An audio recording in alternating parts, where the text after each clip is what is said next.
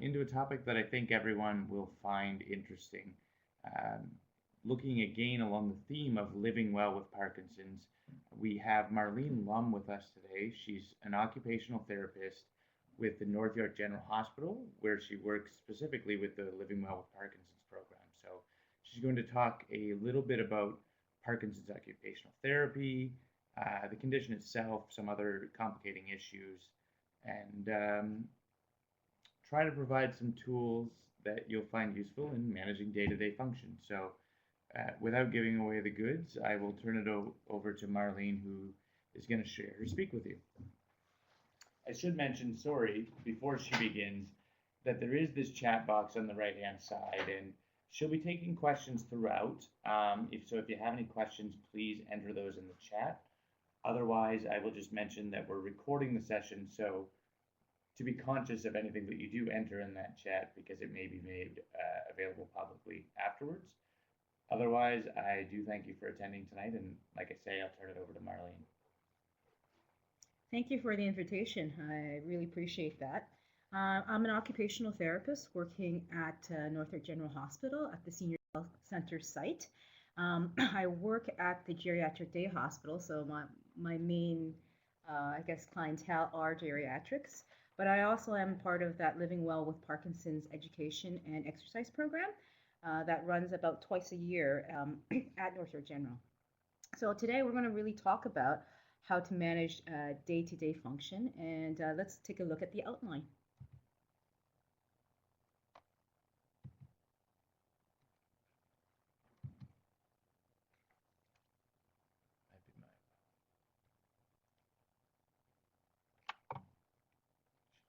Okay. So we're going to take a look at what occupational therapy is, because most people don't know what an occupational therapist does. And then we're going to look at Parkinson's disease and how that impacts your life. We're going to also look at cognition. That's something that I assess quite frequently in when I see people with Parkinson's. And we'll talk about a lot of things that as an occupational therapist I do. Energy management, fall prevention, assistive devices and equipment. And something a little bit special that I've just recently learned is an intervention called LSBT. All right. So I thought it'd be a better idea, instead of giving you a formal definition of what occupational therapy is, what maybe it's a better idea to actually say what occupational therapy does and what it enables you to actually do. So as you can see here, this is from otworks.ca, and occupational therapy, because of it, you can actually live at home, have fun, earn a living, and get around and take care of yourself. So that's what occupational therapy can do. But I'll be nice about it and actually give you a somewhat general definition of it. And it's a healthcare profession that empowers people of all ages to overcome barriers in their everyday lives so that they can do more and live better. So it's not limited to working with people with Parkinson's, but with a general, with everybody, including children up to geriatrics. So how do we do that? We actually look at something called activities of daily living, and we look around in three areas, mainly self-care, which includes things like showering, grooming, feeding, dressing, bathing, medication management, and other things like productivity, which is what you do, your occupation, your work, your household chores, money management, and things like driving, and as well as leisure. Your hobbies such as gardening, crafts, sports, yoga, things that you enjoy doing. So my role as an occupational therapist, or a role of an occupational therapist, as part of the healthcare team, because we look at Parkinson's disease as a disease process that requires not just one person's intervention, but a team approach in managing. So as part of the healthcare team, what we do is we reorganize your daily routine. We take a look at that and see how you're managing, and teach you new skills for alternative and adaptive ways to carry out the activities, as well as providing and advising on equipment and resources and education. So we'll talk a lot more about what this equipment and adaptive ways of carrying out your activities are. So because I know my audience is people with Parkinson's disease, I'm pretty sure that most people know what it is. But let's just get a general overview of it. And it is a progressive neurological disease process. And it's one of those disease processes in which you basically, over time, have more difficulty doing things. And we know that dopamine is affected, or at least the basal ganglia, which produces this dopamine, you have less of it. So that causes more issues with movement as well as cognition. And I recognize that it does impact your life, not only physically, but also in your function and how you think and how you feel. So I'd like to actually look on the area of cognition because this is something that I assess quite often in people with Parkinson's. And what is cognition? And cognition is an intellectual process where people become aware of things around them, how you perceive things, how you understand ideas.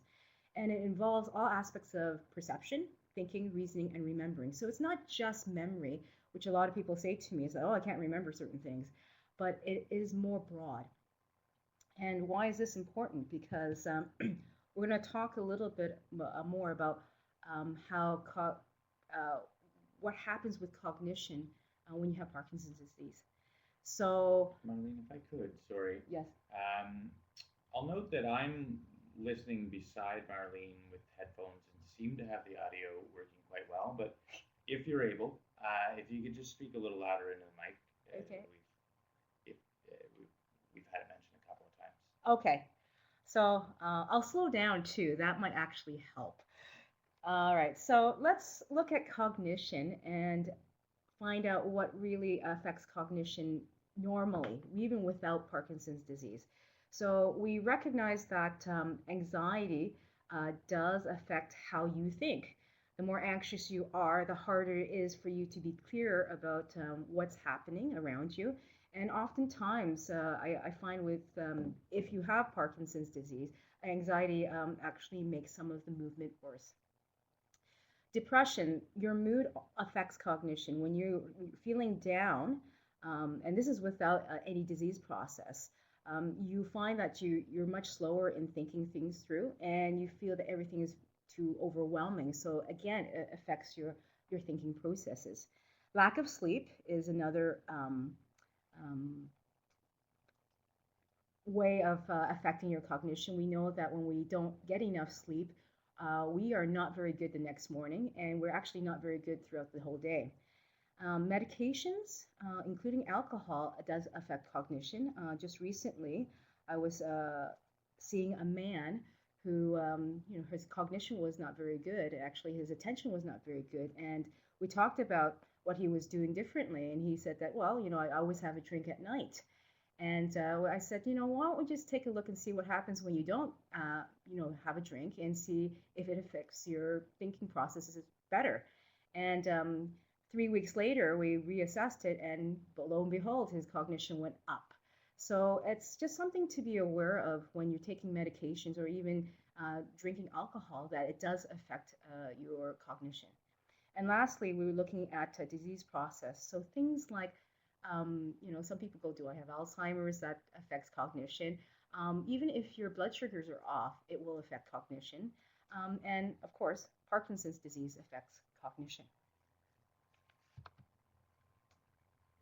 So let's talk about cognition and Parkinson's disease. So we know that Parkinson's disease affects the central nervous system. It's a brain disease. So it affects dopamine, which is one of the many neurotransmitters that you have in your brain. You have other transmitters like norepinephrine, serotonin. So these are important neurotransmitters. So what we do find is that because dopamine is affected, um, it also it makes everything slower. So not only does it affect motor movements, it affects thinking processes as well. And I just want to emphasize that because everyone believes that Parkinson's disease is actually just a motor disease, but it's not. Because it affects your brain and your brain controls everything, it also affects your thinking processes. So, what I want to talk about too is the common um, symptoms that affect people with Parkinson's disease. And one of the main things I hear people say to me is that I'm really tired.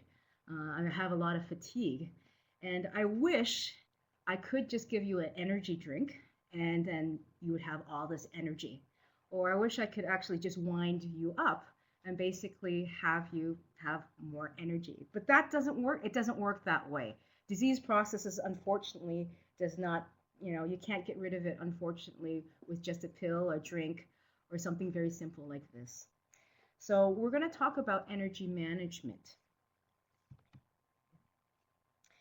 Now, part of my job as an occupational therapist is helping people rearrange their schedules and learning how to do things differently. And energy management is one of the things that I do. And I like to call it energy management. Some people have heard it being called energy conservation. But I actually, like the word management versus conservation because when people say conservation, they think that they're going to be doing less.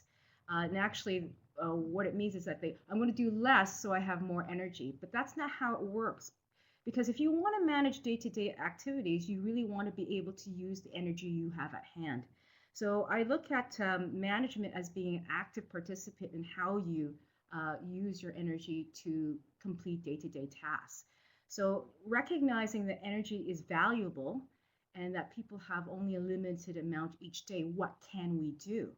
And how can we use that energy most efficiently to accomplish our tasks throughout the day? So um, let's take a look at an activity.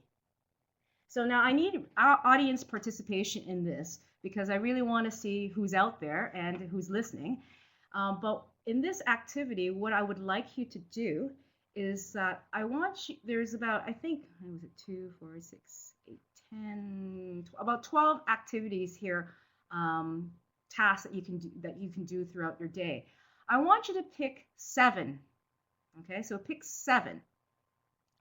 What are the activities that you would like to be able to do? So can I get somebody just to share with me what those activities would be?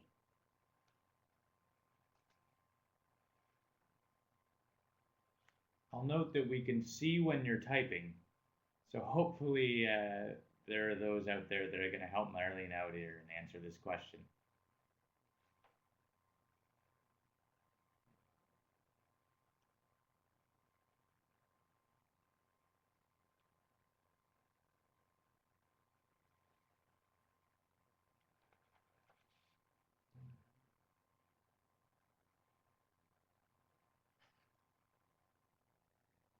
Ooh, I'm getting, ooh, okay.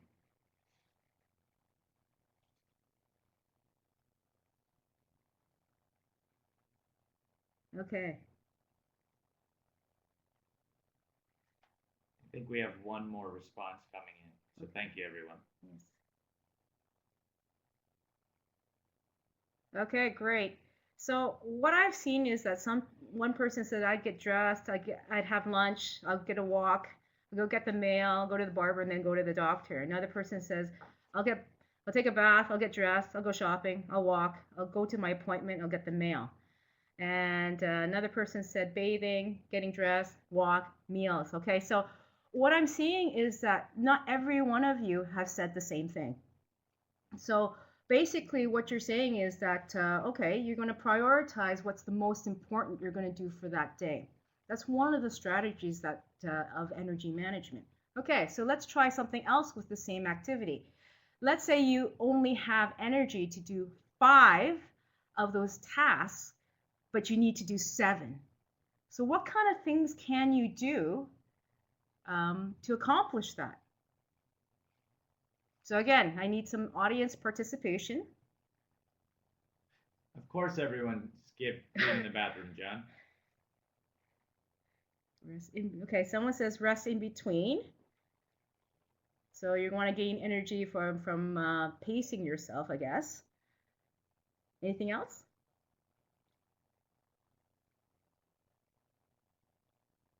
Okay, so not getting your mail every day.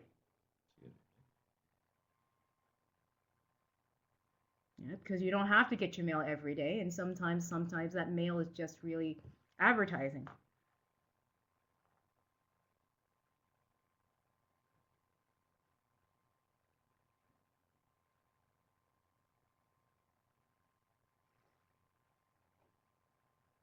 Okay, someone says when you're on, that's when you actually do your activities, which is a very smart idea. So we always talk about, scheduling your activities with your medications as well.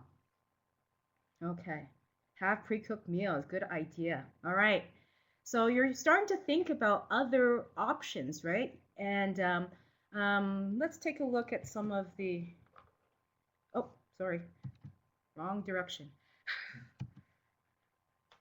Okay, so one of the things that we do talk about is, can you combine any of those activities? And can you do some of those activities? And well, actually, do you have to be the one who has to perform that activity or do that task? So some of the activities that we see, like go out for lunch. Can you go out instead of going out for lunch? Can you have a friend visit you with lunch? And do you have to make lunch? If you don't, go out and have that lunch, and maybe have your in a mall so that you can get your walk in while you're having lunch and visiting your friend. So combination of activities is a good way of maximizing your energy. So some of the main strategies we have here is to prioritize, which a lot of you have noticed that you have done. You've decided that cleaning the bathroom is not high on your priority list, and maybe cleaning the washroom, you may ask somebody else to do that for you. And most of you are planning. You're thinking about maybe doing your mail every other day, or making your appointments on a same day with something else. So you're combining task and scheduling, and you're planning ahead. Some of you have talked about pacing. So to do activities and then take a little rest. And there's a couple of other things that I also talk about as well, is posture. A lot of us don't have a lot of energy because we're very slouched over, and we're not using our best posture to, so we're not using our energy efficiently. And things like, some people have commented that, oh, my voice is so poor, like so soft.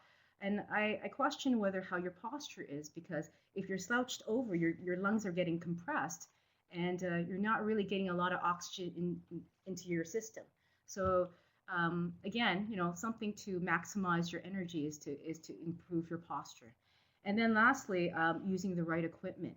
And we will talk a little bit more about assistive devices. And what you see there at the bottom corner there is a rollator walker. And that actually, people think, oh, my balance is fine, I don't really need a walker. But sometimes the walker really is for energy management. So when you're tired, you can actually have a place to sit and not have to worry about, I'm not going to go out for a walk because there's no place to sit.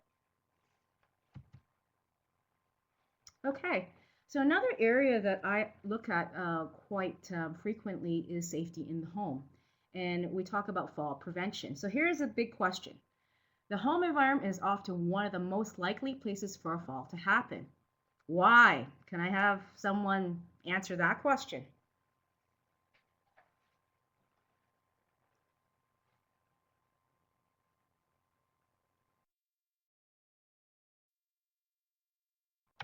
Is it? Yeah, I love that. Like I've never been comfortable trying it, so I think it's great. I love that we're doing it. Thank you. Okay, more relaxed. Okay. I'm gonna unmute this. Okay.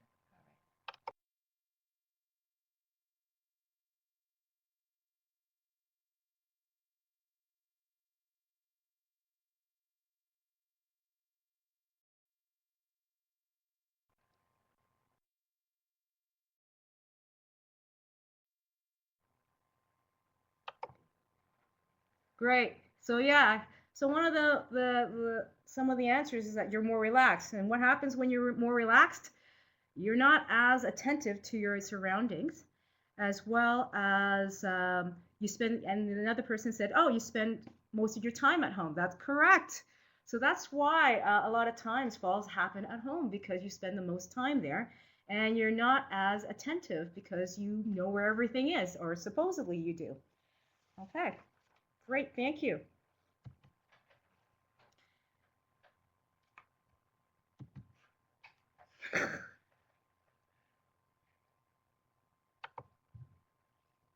All right.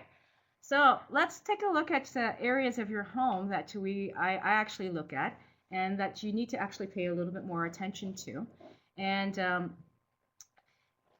as you can see, there's many areas of your home that can be a falls risk, and so we really need to take a look at those areas. One of them is in your upper right hand section is the bathroom. And as you can see, it's probably one of the most dangerous places because it's wet, usually, because you're taking a shower or washing your face. So we have to be careful about how we manage or move around in the bathroom. And you can see that there's some equipment there in that picture. What's on the toilet is a raised toilet seat with arms. And in the bathtub is actually in the bathtub is a bathtub transfer bench, and on the side of the tub is a bathtub safety rail. And these are equipment that can help you get on and off the toilet easier, getting in and out of the tub safer. Because at times, sometimes when you're fatigued or all of a sudden your movements are more difficult, you have more difficulty moving, it's nice to have these pieces of equipment to help you along. On the stairs, most people don't have as much difficulty on the stairs, but one of the recommendations I do make for people is that if you can, to have handrails on both sides, so it doesn't matter whether you're going up or going down the stairs, you'll have something to support you. In the kitchen, it really depends on how you're moving. And I find that a lot of people have told me that actually, someone has said to me that they were opening up the refrigerator door and they fell backwards. And so it's one of those places in which what you used to do, you do it without thinking about it. But now with the Parkinson's disease, you really have to give thought about how you approach your task and where your feet are. Because most people don't realize that if they don't plant their feet properly, they basically will fall over because their base of support is actually quite small. And if I actually had, I would actually show you if you actually had a camera, but we can't do that today. So, and as well as the bedroom, we talk about height of furniture and making sure that you're able to get in and out of bed properly. I do recommend bed rails to help you with turning in bed, as well as some people say that I do have difficulty moving. So we do recommend things like, believe it or not, satin sheets, because satin sheets have less friction. So it allows you to slide a little bit better. But I wouldn't recommend the satin sheet for the entire bed, only a section of your bed. As well as, someone actually typed in about clutter. And that's one thing that it's really important is to keep clutter at bay and make sure that you have very clear pathways, whether you're in the hallways or in your living room, because sometimes that clutter will make the movement harder, make your walking around more challenging and perceptually challenging as well. All right. So let's look at assistive devices as well. We were kind of talking a little bit about that when we were talking about the bathroom and in the bedroom. These are common assistive devices that I recommend to people. And what you see here on your screen is basically built-up handles. A lot of people have said to me that they have difficulty grasping things. They have difficulty with their fine motor movement. And oftentimes, like things like grasping a pen or a pencil. I usually recommend something like foam built-up handles. What it does is it makes all like your utensils a little bit easier to grasp because it's bigger. It doesn't add weight to it, and I prefer not to actually add weight to the handle. Some people have maybe heard of what is it, weighted utensils. I prefer not to do that only because with Parkinson's disease, we find that there's weakness because your muscles are so rigid. And so to actually add weight to it makes it harder for you to get that utensil to your mouth, especially forks or spoons. But I do, if you don't have like built-up handles with pens, I usually recommend pens with bigger barrels. So the bigger the barrel, the easier it is to hold. You can also use these built-up handles for things like razors, because sometimes those handles are actually very thin, as well as toothbrushes. But I usually recommend battery-operated toothbrushes because the handles are bigger and you don't have to have fine motor movements to actually brush your teeth. The spin brush or the battery-operated, the bristles move on themselves, so all you have to do is move it in your mouth. Okay, so the other thing that other people have asked me is that I can't put on my socks. So what you see here, the top two items, assistive devices, are sock aids. And they assist with putting on the socks.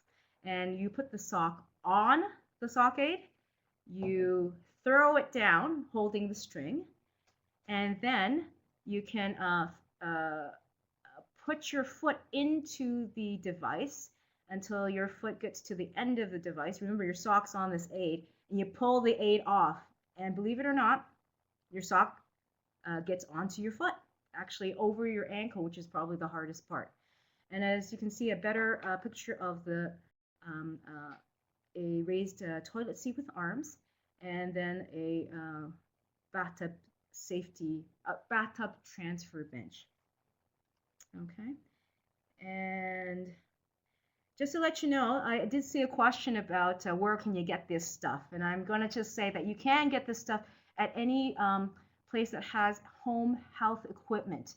So some Shoppers Home Health Care, not Shoppers Drug Mart, Shoppers Home Health Care has these aids. Motions is another place. Another place is called HME. These are home health care suppliers. And you will see some of these devices in the assisted devices ADL section. And lastly, well, here's another device. A lot of people say it takes them forever to get dressed because they can't get those buttons on. So the item on the left-hand side is called a button hook. I would say that, again, a button hook with built-up handles or a button hook with a bigger handle will assist you with actually getting doing up your buttons.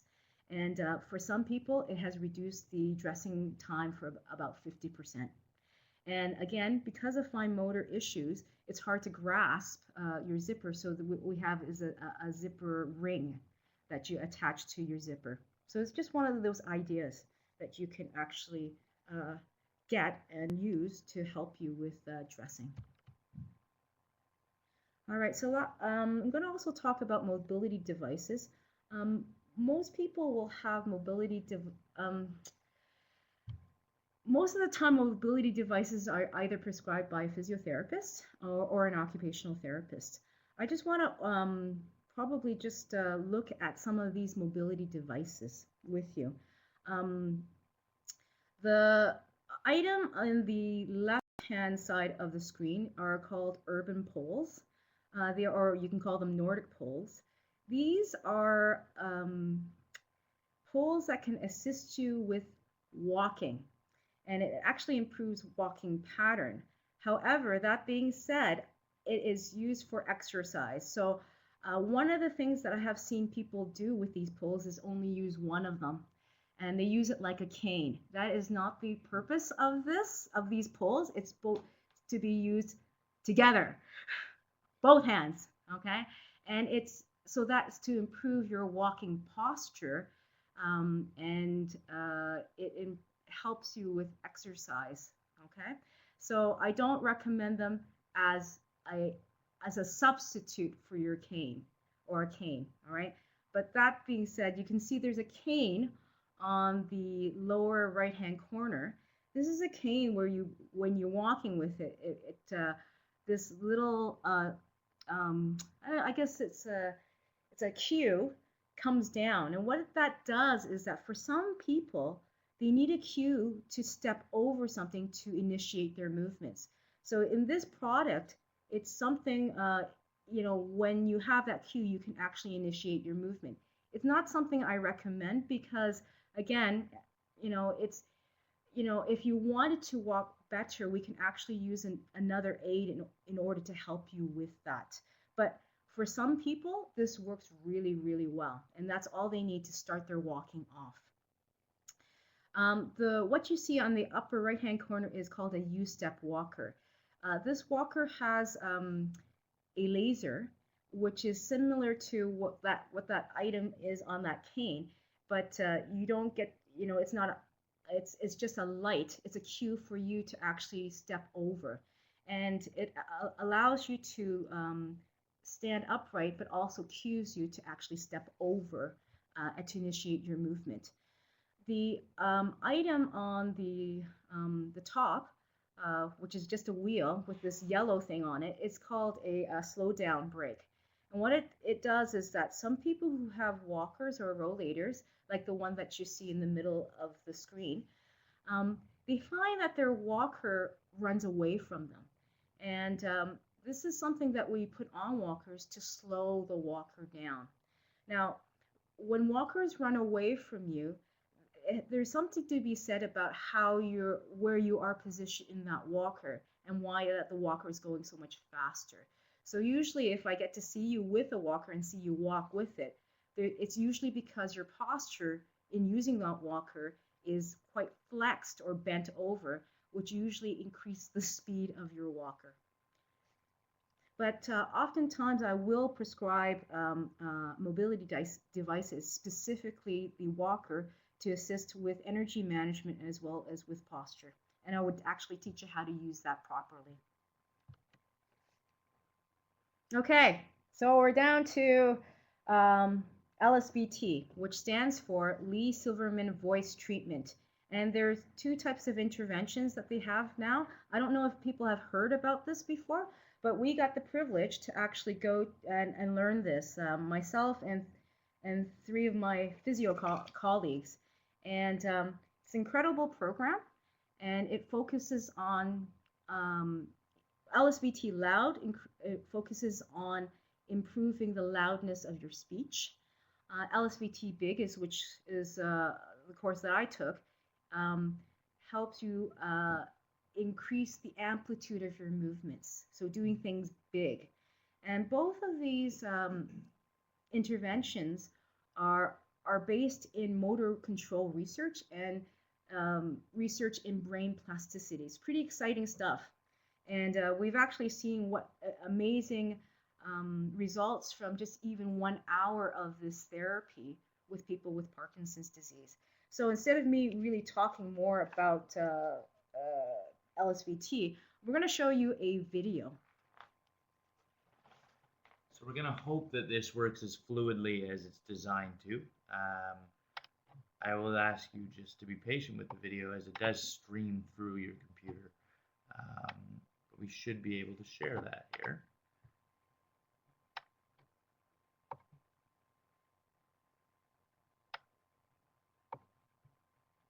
And again, if it does not display or the sound doesn't come through as audibly as you like, we do have this available in a link that we can share after the session as well.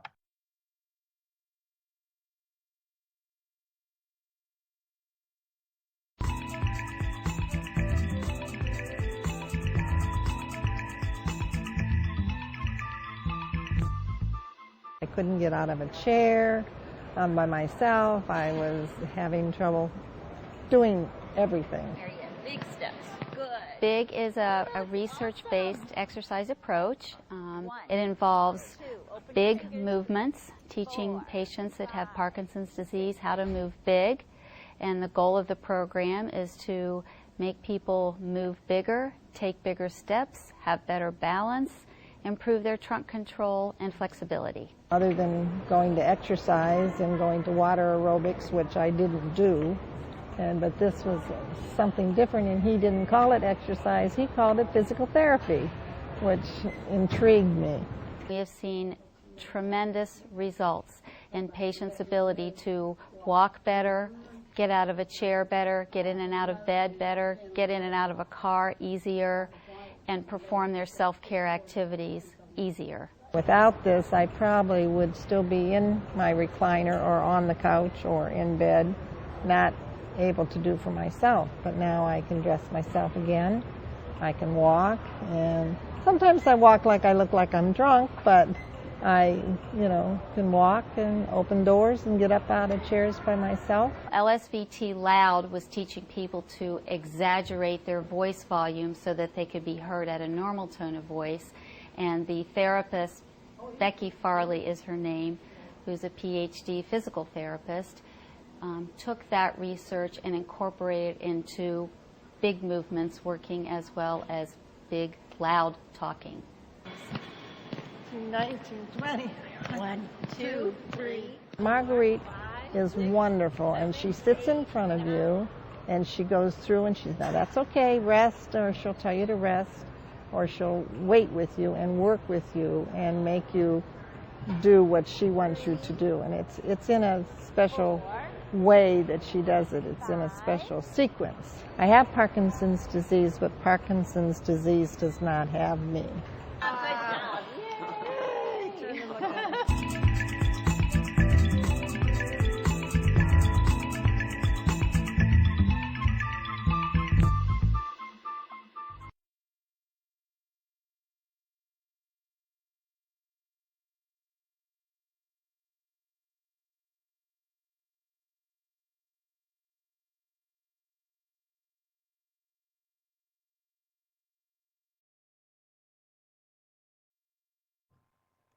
Great.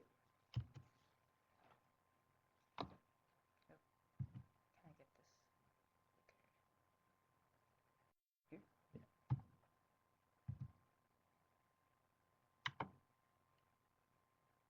Okay. Okay.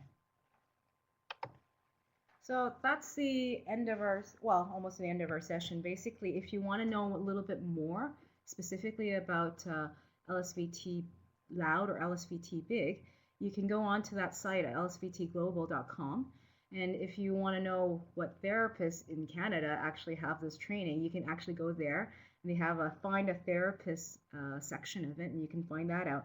I know that there is some a physio clinic somewhere in Toronto that actually offers that, but it's a private. Worth it. All right. So that brings us to the end of this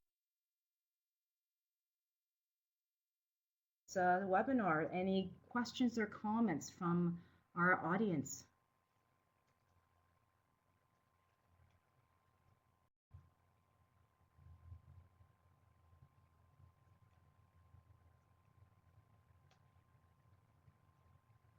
So as we are waiting for people to type in their questions if they have them, I'll go ahead and say thank you to Marlene for speaking with us tonight. I know as I sat here, I learned a thing or two. I loved the idea of energy management as opposed to energy conservation. I thought it's a nice reframing of the way we think about things, and there were a couple of different points where that was done tonight, and I thought there was great value in it. So thank you for that. And just as I say, to keep things moving while we're waiting for better questions from better people, why don't we start with Stan, who's asking about neuroplasticity, which is something that you did mention when discussing LSBT. Okay, so there's a huge amount of research done on neuroplasticity.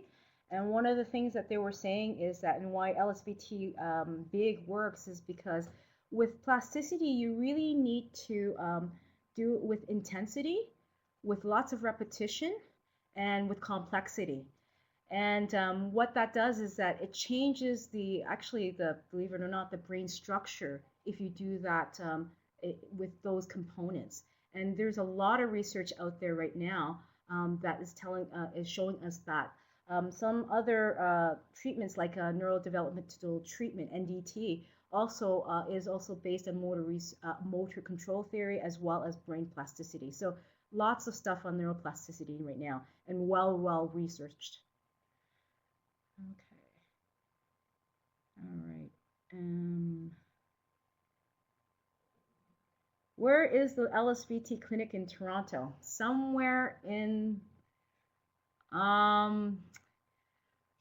So I'm hopeful, Marlene, that Keith, who indicated he went there, might share that response with Mansour and with everyone who's interested.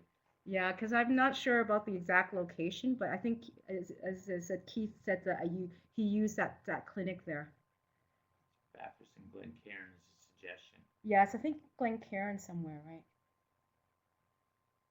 And again, Mansour, I'm going to have Robert on our end get back to you regarding your earlier question, and I'll make sure that we include some info on LSBT Toronto in that specifically.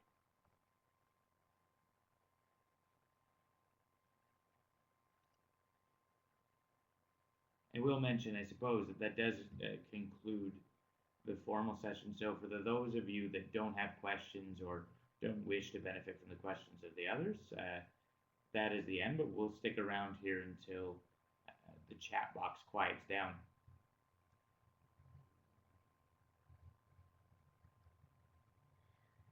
Just a comment in regards to energy and exercise. Someone was just saying that it can be a catch-22. It was interesting that when I was using LSBT Big with one of my clients at the day hospital, we found that when he first came, he didn't have a lot of energy. And despite that, you really need to put out a lot of movement and with big, huge amplitude of movements. After the session, he actually felt more energized. So there's something to be said about how exercise can create more energy versus actually take away your energy. It depends on what type of exercise you're doing as well.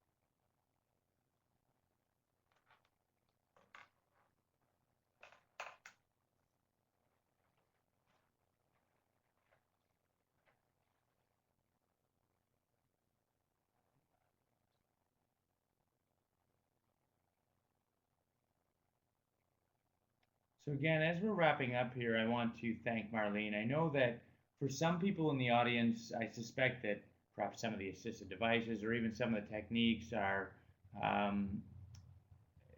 things that maybe aren't on your radar today or are not at a stage that is top of mind for you. However, I'm sure she'll tell us, and I'll mention that being proactive and thinking about these things as they may become valuable in our lives, or taking steps to ensure that we're getting the most out of our bodies, I suppose, is always productive. And I thank her for sharing that information with us. I thank all of you for attending this evening. Again, follow-up questions. I've shared Robert's information with us. Also, our telephone number is 800-565 3000, and you can find further information and referrals to some of the different types of therapies that we've spoken about tonight, as well as information on some of the different assistive devices and things of that nature. So again, thank you, Marlene, for being with us tonight. Thank you, everyone, for attending, and thank you for your participation. That was great. okay, so thanks, everyone, and Keith, again, thank you for sharing it. I suspected we were speaking about Jan's clinic all along, but I didn't mention it myself, so I thank you for doing so. We're going to shut off the microphone. We will stick around and see the few of you who are still typing if there are further questions, but that is all. Thank you for attending tonight. We'll send out a follow-up very shortly.